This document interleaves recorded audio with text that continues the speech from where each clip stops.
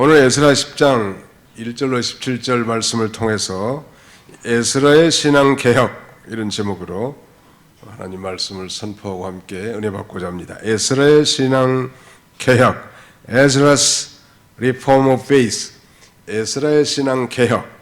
이 포로에서 돌아온 이스라엘 백성들이 우리가 지난 시간에 그 성전 기초, 즉 성전 지대를 놓고 감격했다고 했습니다. 물론 나이 많은 노인네들은 그 반대 현상도 일어났지만 아무튼 그 도저히 인간의 생각이 불가능한 포로 귀환과 함께 예루살렘 그 성전 기초공사, 즉 낙성식 아니면 뭐 기공식이 이렇게 시작이 됐다고 했는데 그것이 뭐가 그렇게 중요한가? 거기에 대해서는 바로 성전 지대를 놓고 성전을 건축하는 것, 그 건축 자체가 목적이 아니고 바로 성전은 하나님의 임재의 처소요, 우리의 예배를 받으신 거룩한 곳이란 말.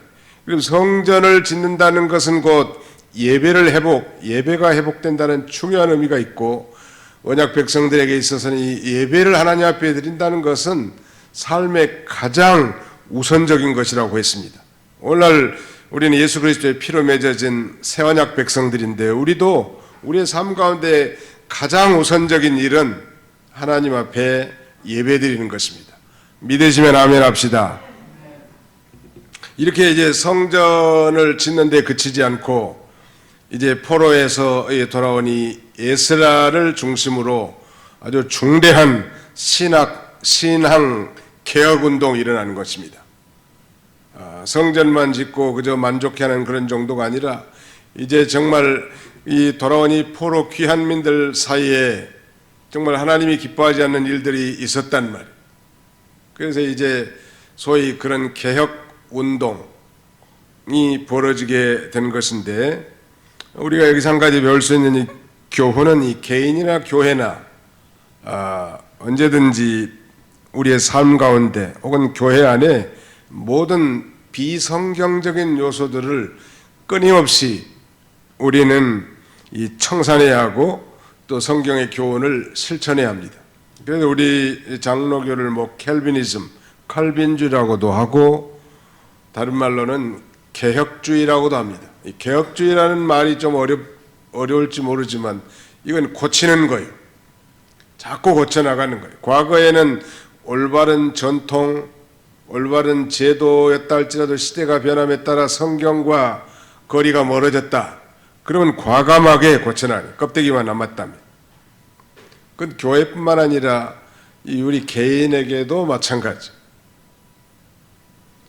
끊임없이 고쳐나가는 것입니다. 하나님의 말씀의 기준은 하나님의 말씀이죠. 특별히 오늘 본문에서는 그 이방 여인들을 취해서 언약 백성들이 결혼한 자들이 하나님 앞에 큰 죄악인 걸 일깨워주고 그 문제를 지금 해결하는, 참 어려운 문제지만 해결합니다. 이방 여인을 돌려보내고 또 거기서 태어난 그 소생 자녀들까지도 내보내는 이런 그 조치를 통해서 회개함으로 그 언약 백성들의 이 거룩함을 회복해 나가는 것입니다. 지금 인간적으로 보면 너무 참 무지막지한 무정한 조처 같지만, 그런 하나님은 하나님의 언약 백성들이 거룩하기를 원하십니다. 내가 거룩하니 너희도 거룩할지니라.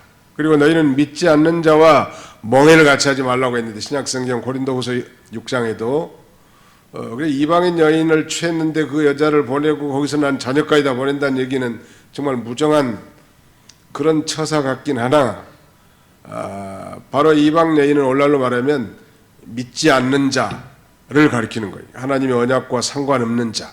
그래서 오늘 이 시대에도 아무리 시대가 바뀐다고 해도 우리 그리스도인 청년들은 반드시 그리스도인 이 자매들과 결혼하는 것이 성경적이고 또 하나님이 기뻐하시는 뜻이라는 걸 우리가 잊지 않아야 합니다. 자, 오늘 에스라의 신앙 개혁 세 부분으로 나눠 생각할 수 있는데요.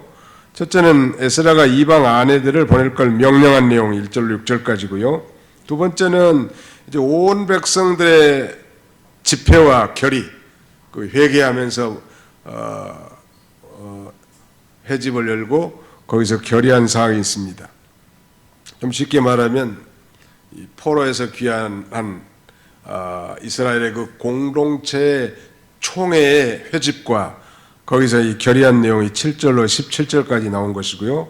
마지막 우리가 읽진 않았지만 18절로 44절까지는 이제 이방인 가족들을 내보낸 내용이에요.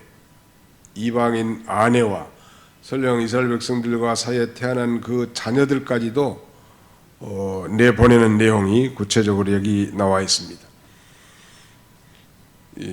하나님의 백성들, 하나님의 백성들은 거룩한 백성이란 말.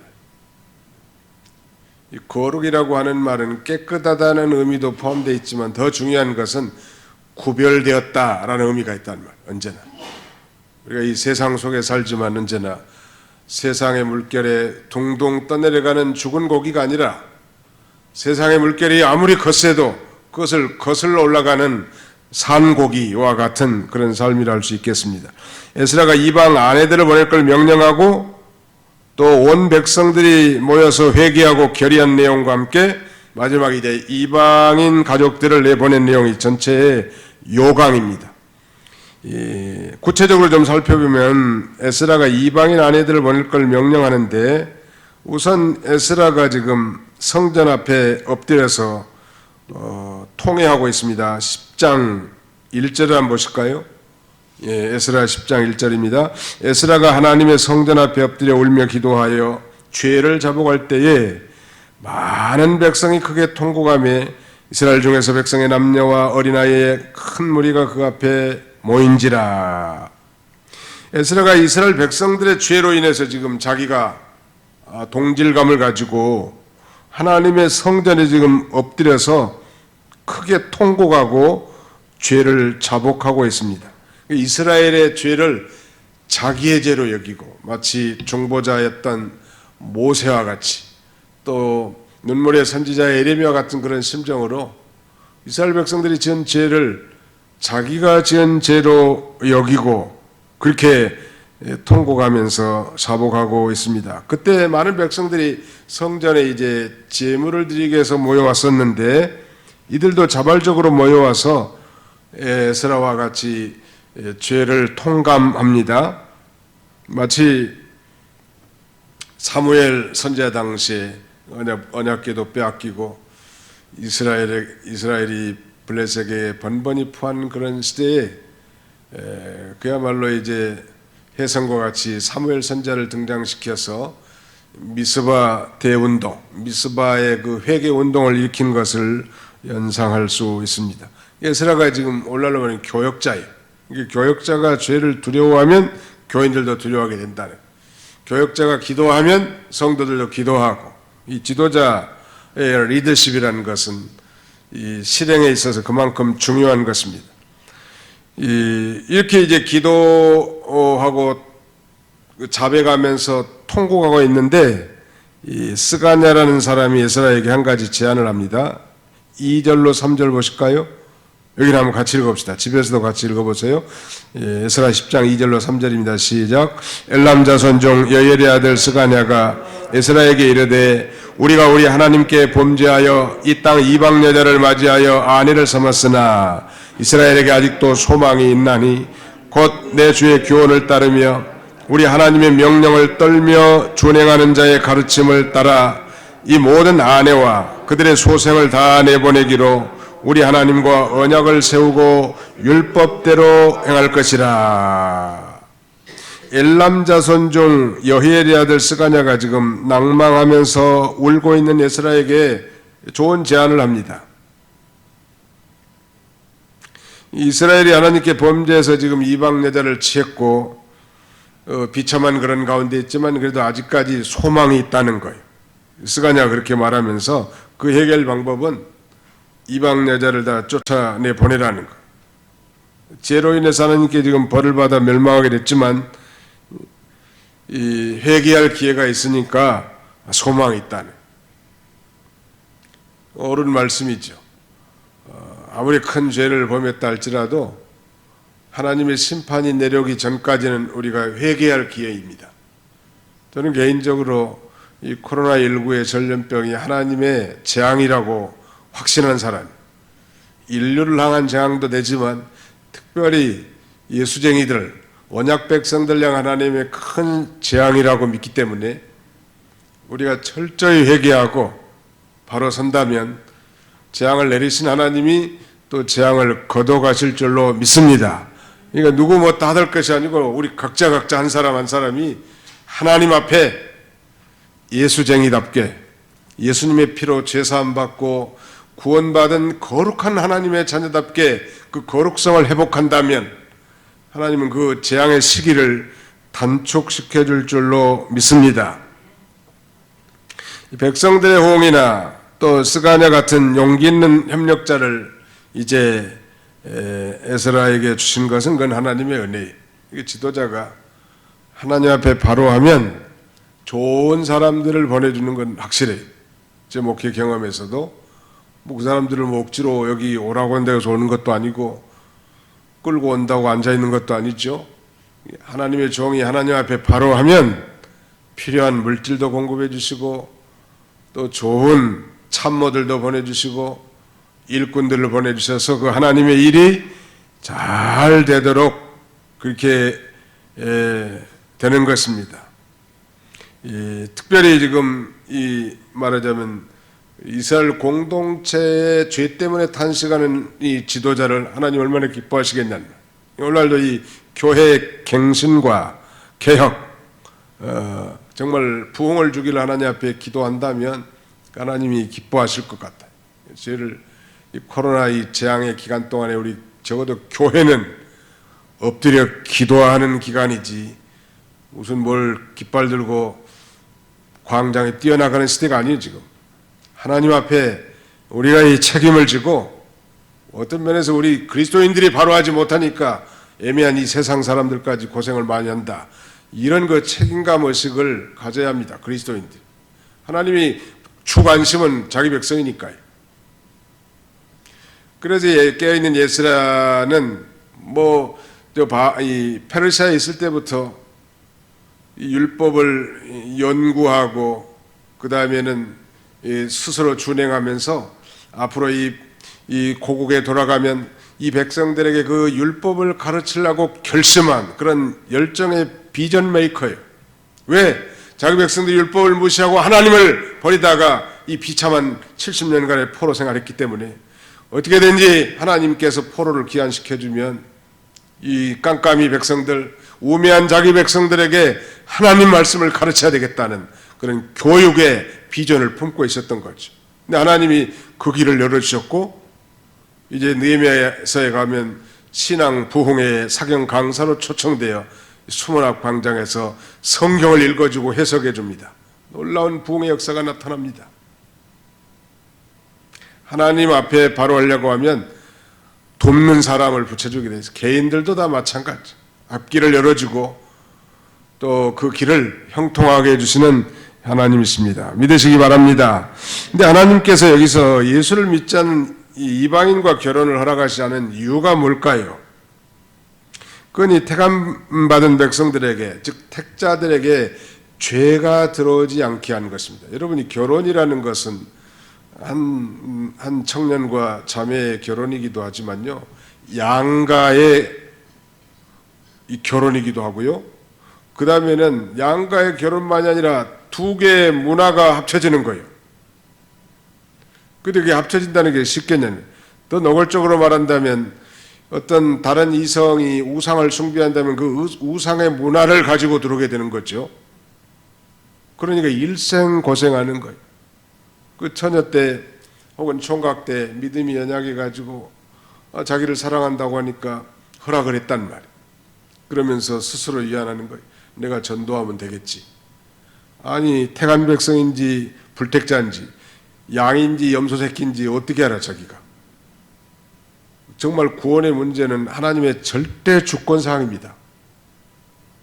하나님이 인간을 구원하는 거지 내가 전도해서 구원하는 거 아닙니다. 내가 바꿀 수 없어요. 그러니 이거 50년 70년을 한숨을 쉬면서 사는 거예요. 처음에는 잘 모르죠. 우리의 집사님 한 분은 고신척 같은 데서 신앙생활을 철저히 했는데 그 남편이 천주교인을 얻었단 말이에요.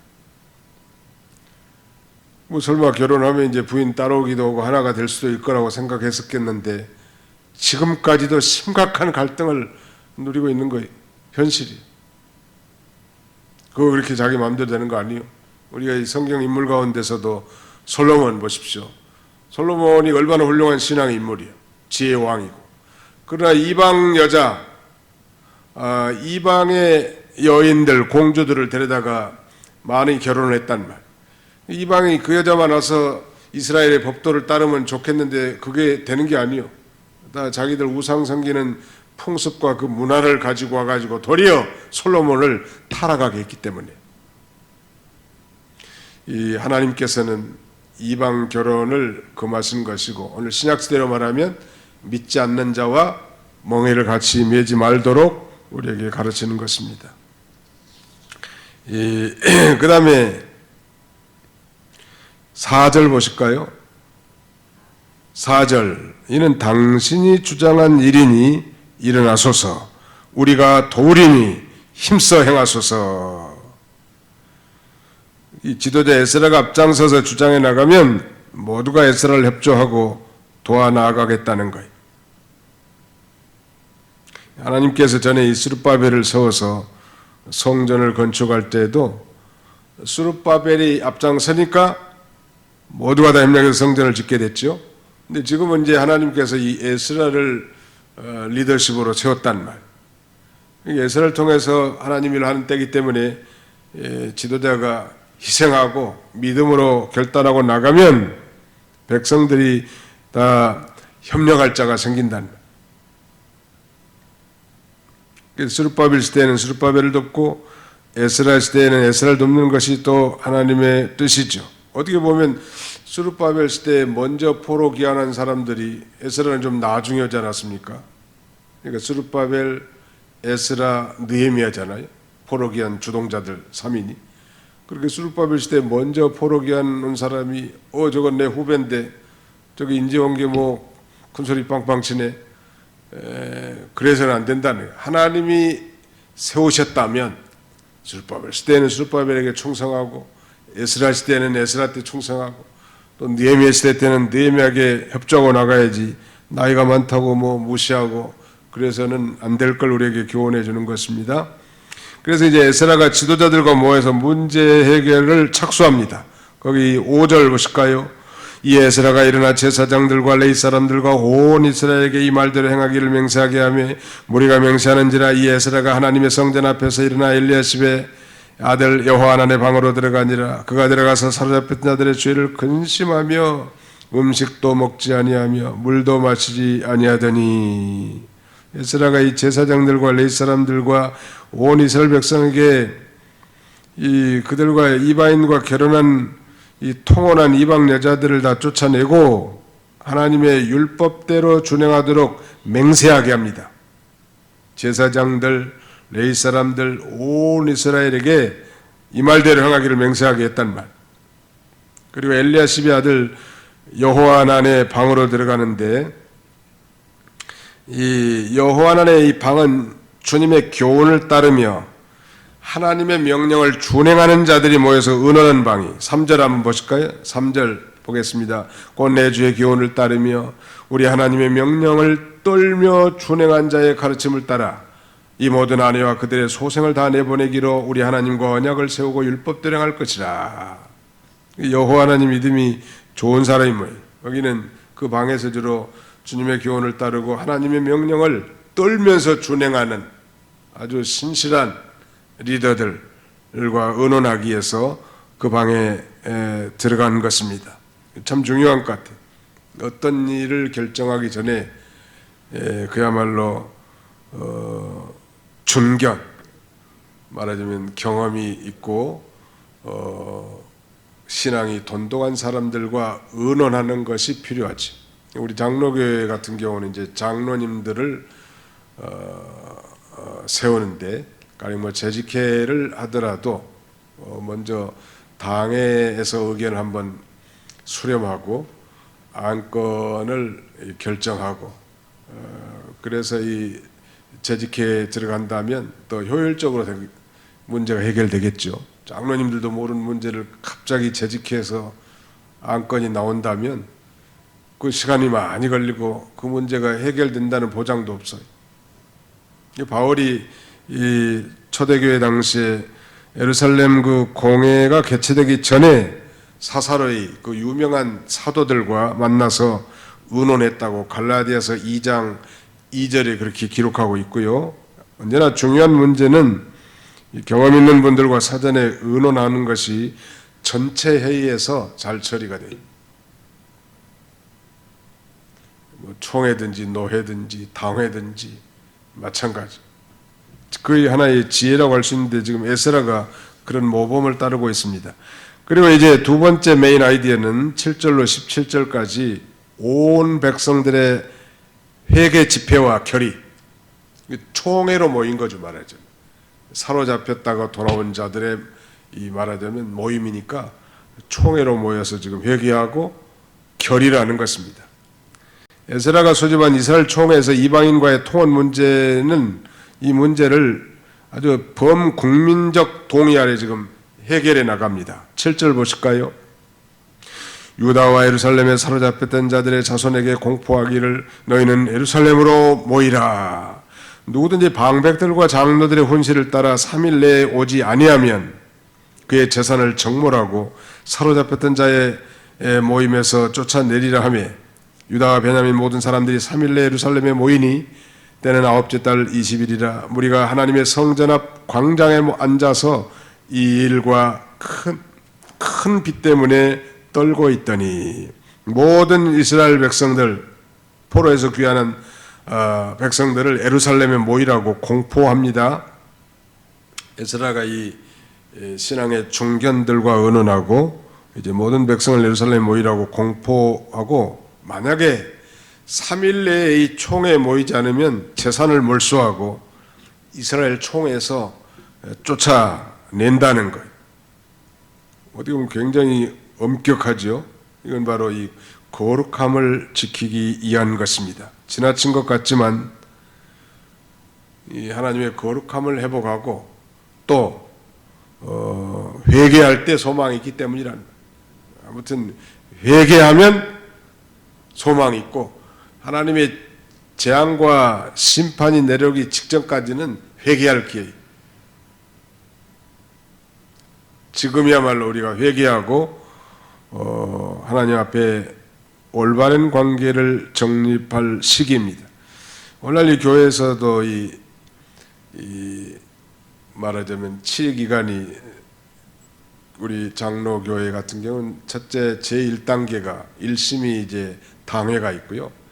2심이 노회가 있고 3심이 총회가 있습니다. 교회 안에 어떤 잘못된 일이 있을 때 당회에서 소위 재판을 하는 거예요. 여기서 이제 굴복순복을 하고 잘 해결되면 제일 좋지만 양측에서 문제가 생기면 그걸 노회에 상소를 하죠. 상소해서 노회에서 문제가 되게 다 해결되고요. 그것도 뭐 이의가 있다든지 공평한 재판이 아니라면 이제 총회 재판국으로 가는 거예요. 총회에서 최종적으로 결정이 되고 목사의 문제, 장로의 문제 같은 경우는 대개 다 노회에서 많이 의논하고 해결하게 되어 있습니다. 오늘날 하나님께서 붙들고 쓰시는 종을 거역하고 불순종하면 신령한 것을 빼앗기고 하나님의 축복에서 배제된다는, 여기 지금 보니까 3일 안에 모이지 않으면 그 재산을 다 정몰하라, 다 빼앗으라는 것.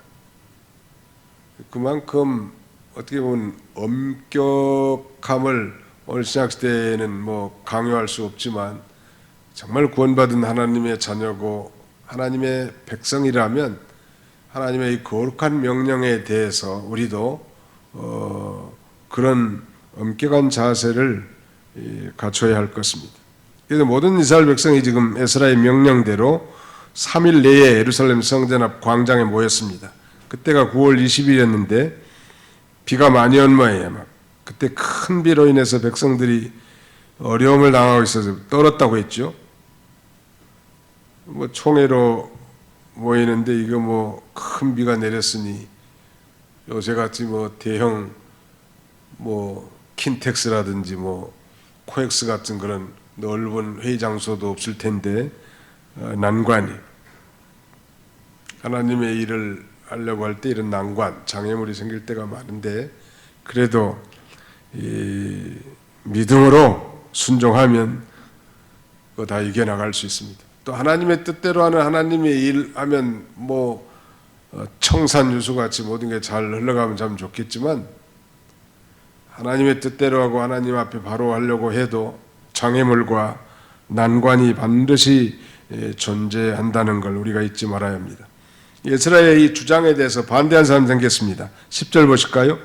제사장 에스라가 일어나 그들에게 이르되 너희가 범죄하여 이방 여자를 아내로 삼아 이스라엘의 죄를 더하게 하였으니 이제 너희 조상들 하나님 앞에서 죄를 잡아가고 그의 뜻대로 행하여 그 지방 사람들과 이방 여인을 끊어버리라 하니 15절 오직 아사랴 아들 요나단과 디과의 아들 야스야가 일어나 그 일을 반대하고 무슬람과 레이 사람 사푸데가 그 일을 돕더라. 그들을 돕더라. 반대하는 사람들이 지금 요나단과 야스야가 주동인 모양. 그 돕는 사람이 지금 무슬람과 레이 사람 사푸데가 요나단과 야스야를 도왔습니다. 하나님께서 지금 에스라를 통해서 회개하고 말씀대로 바로 서는 구원운동을 해나가는 과정에 있는데 반대하는 사람이 생겼단 말이에요. 언제나 하나님의 일이라고 해서 순풍에 돛다는 것처럼 그렇게 되지 아니하고 반대하는 사람이 있게 말이에요. 잘 몰라서 반대한 사람들은 잘 설명해서 설득을 해야 되겠지만 그런 반대파가 있다고 해서 명명백백한 하나님이 기뻐하신 일인데 중단하거나 뭐 두려워하지 말라는 말이에요. 하나님의 뜻을 준행하는 데 있어서는 두려워하지 말고 담대히 나가는 것. 사람을 두려워하면 올무에 걸리거니와 여호와를 의지하면 안전하리라 라고 잠언서에 기록되어 있습니다. 하나님이 기뻐하시는 뜻인데 핍박도 있고 어려움도 있고 장애물도 있고 반대파도 있지만 그래도 이 하나님이 원하시는 일이 성취되어야 될 거 아닙니까? 그때는 주님 의지하고 믿습니다 하고 이렇게 나가면 또 하나님이 그 일이 능력의 손으로 함께 하셔서 반드시 성공되게 해주시는 것입니다. 자, 에스라의 신앙개혁. 그 개혁의 핵심 요점은 이방 여자들을 취해서 아내로 삼은 거예요. 하나님이 그 명명백백하게 하나님이 금하신 일이죠. 그 개혁 조치 내용은 그 이방 여자들을 보내는 거죠. 그 다음에 심지어는 거기서 난 소생들, 아이들까지 다 보내는 거예요. 쉬운 일은 아니지만 하나님이 그렇게 명령하셨고 명명백백한 하나님의 뜻이기 때문에 다시 돌려보내는 거예요. 쉬운 일은 아니죠.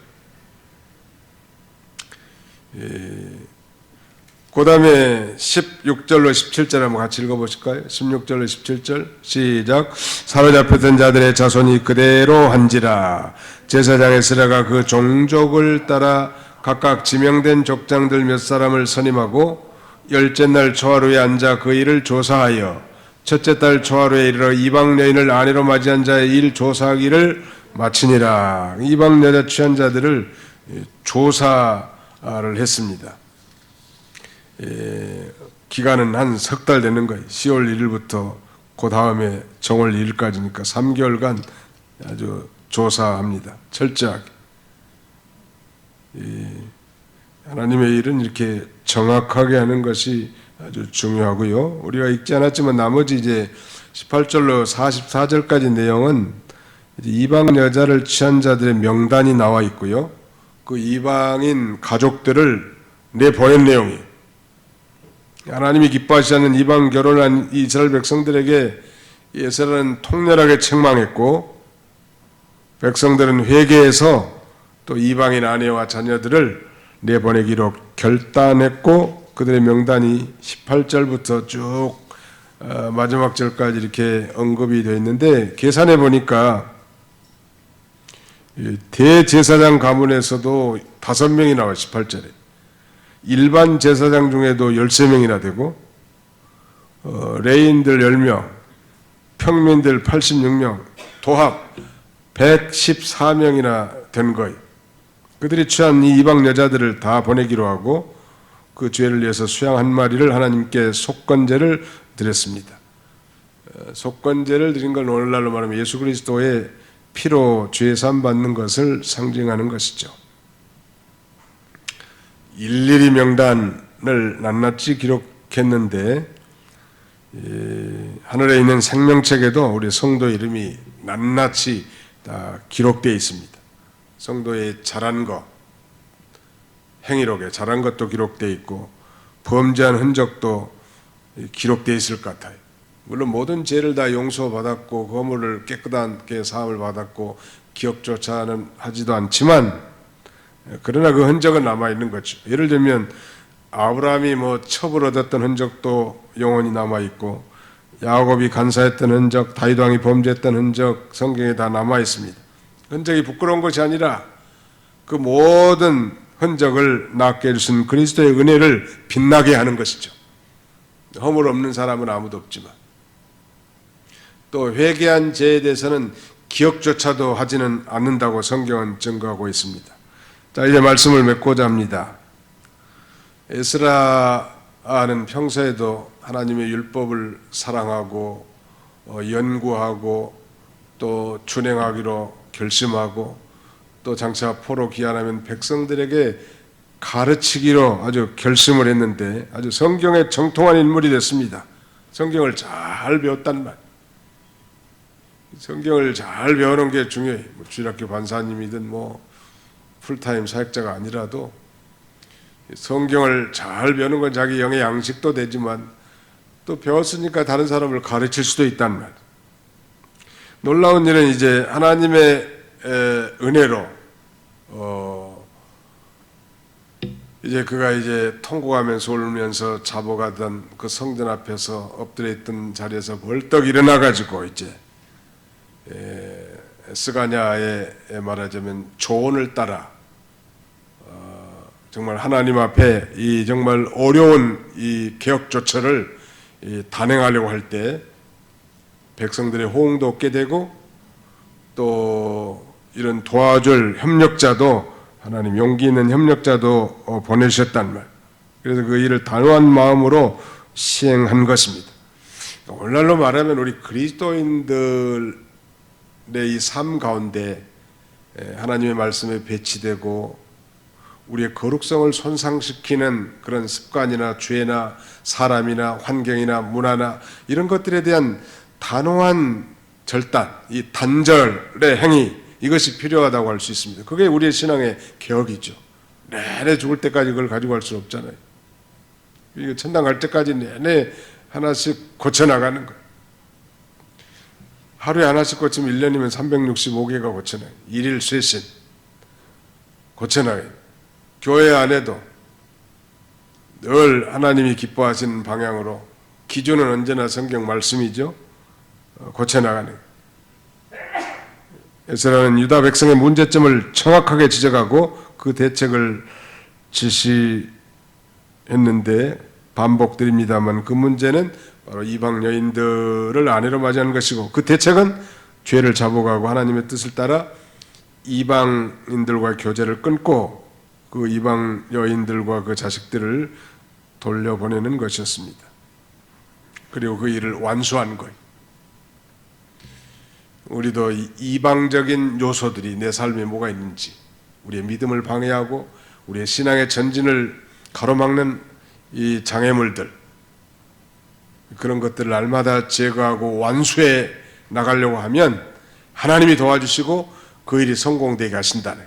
그래서 날마다 신앙 개혁 운동을 통해서 우리 가정이나 교회나 개인이나 이런 신앙 개혁을 하나님이 기뻐하세요. 이스라엘의 선한 왕들의 공통적인 특징은 개혁적인 인물들이에요. 그래서 하나님 앞에 갈 때까지 하나님이 기뻐하시는 거룩하고 순수한 신앙의 삶을 통해서 하나님을 기쁘게 하고 또 이 세상을 변화시키는 권능 있는 하나님의 자녀들이 다 되시기를 주님의 이름으로 축원합니다. 기도하겠습니다. 살아계신 우리 아버지 하나님께서 오늘 에스라의 신앙 개혁을 통하여 우리 삶 가운데 고칠 것이 무엇인지, 아니 하나님을 기쁘시게 하지 못한 일들이 무엇인지, 우리의 고질적인 습관이나 죄성들 다 끊어버리고 모든 우상들을 다 제거하고 우리가 힘있게 주님을 쫓아갈 수 있는 그런 저희들이 다 되게 하여 주시옵소서. 거룩한 10년 가운데 하나님을 늘 모시고 위로와 안식과 평강이 기쁨이 충만한 삶을 살아가는 우리 모든 성도들이 다 되게 하시길 간절히 바라옵고 예수님의 이름으로 기도하옵나이다. 아멘.